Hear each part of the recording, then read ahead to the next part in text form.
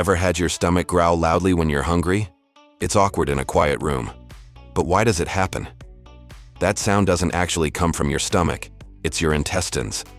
When you don't eat, your brain sends signals to your digestive system. Come on, move what's left inside. Your intestinal muscles contract, and air and fluids shift around. That's what creates the famous growling noise.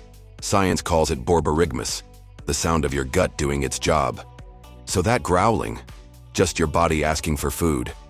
It's not your fault. What's the most embarrassing place your stomach ever growled? Tell us in the comments.